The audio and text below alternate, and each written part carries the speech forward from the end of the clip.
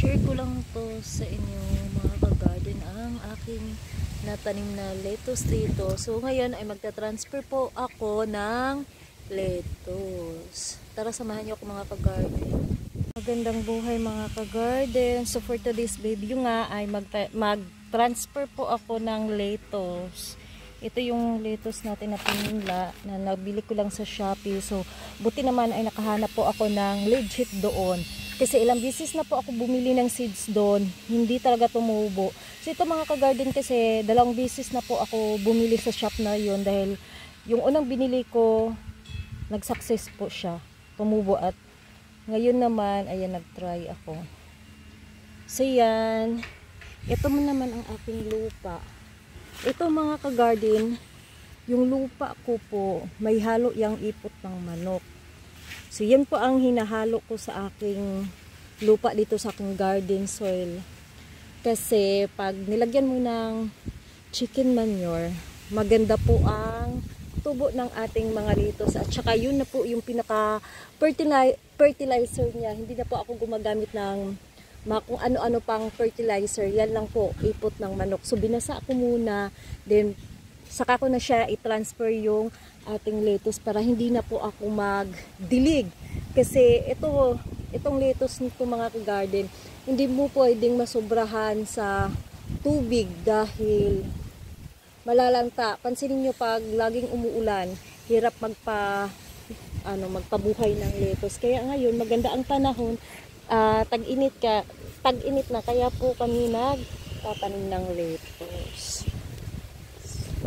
So kukunin lang natin tong mga malalaki na mga ka-garden like nito. Yan. Maganda mga ka-garden kung magpa-tubo kayo ng lettuce, piliin nyo po, gamitin yung coco dash. Tapos haluan nyo lang ng vermicast or ipot ng manok. Huwag kayong mag-transfer ng lettuce na mga ganito pa. Okay lang kung hydroponic, pero pag mga ka-garden, malulusaw lang. Hindi pa po ako nag-try ng hydroponic. Piliin ko lang yung mga malalaki na ay, nasama to siya. Ibabalik ko siya. Ay, naingay dito. Mahangin-hangin pa. Bumalik na naman tong hangin. Hala na putol, sayang. Yan nga ba eh.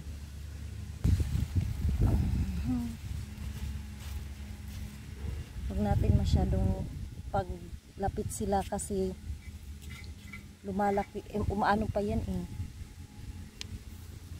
Lumalaki pa ito. Yan, para hindi sila magsikipan. Kasi yung ginawa ko sa dati kong lettuce mga ka-garden, nagtanim ako. Ang nangyari ay tawag niyan, sila, nagsiksikan sila. Kasi masyado kong nilapit yung mga parang kulang pa yata to sa ipot ng manok. Yan, mas maganda mag-transfer ka ng lettuce sa hapon. Wag sa umaga. Kasi sa hapon, siya ba, yung malilim. Wala nang araw. Yan, yung ipot ng manok.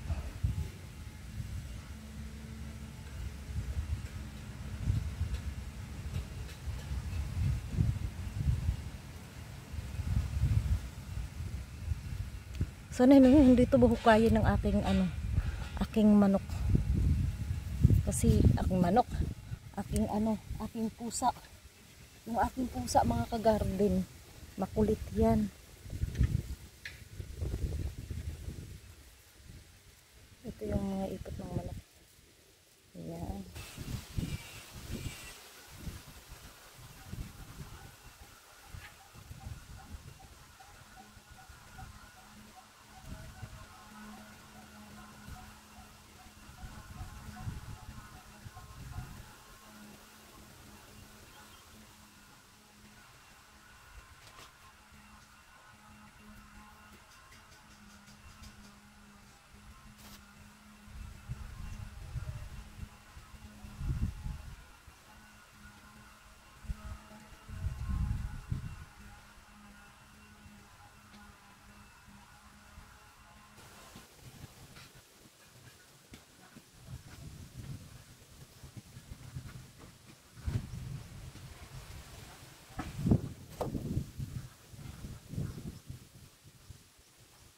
So ito na nga mga ka-garden ay natapos ko na pong i-transfer yung lettuce dito.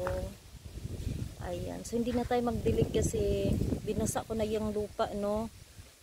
Tapos syempre kailangan niyang maarawan. Tapos ito naman yung nasa styrofoam. Ayan. Tapos ito yung mga ka-garden yung nagtanim ako dito dikit-dikit. Ito lang hindi siya lumalaki. Hindi siya masyado naarawan. Pag hindi kasi siya masyado naarawan, nagiging ganito mga ka-garden o payat. Kailangan siya maarawan para magiging ganito o. Yan. Ito yung hindi dikit-dikit. Ang ganda ng mga tubo.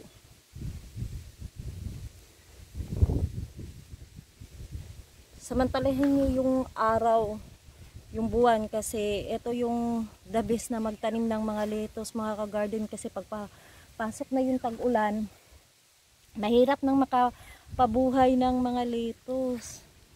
Yan o. Wala po yung pesticide.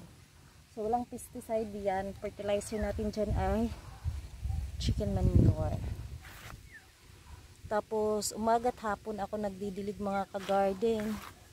Ganda no. Ito naman ay kulitis na kulay violet, masarap yan sa munggo. So yan sila payat dahil may chicken manure yan, ha, kulang sa araw. So meron pa ako dito hindi na transfer.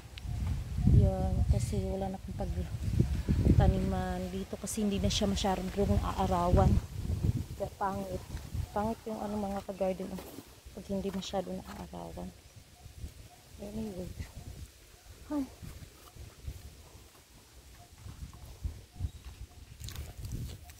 Lipat ko kaya yan dito. Kaso lang may pichay patulad dito tsaka ano, radish.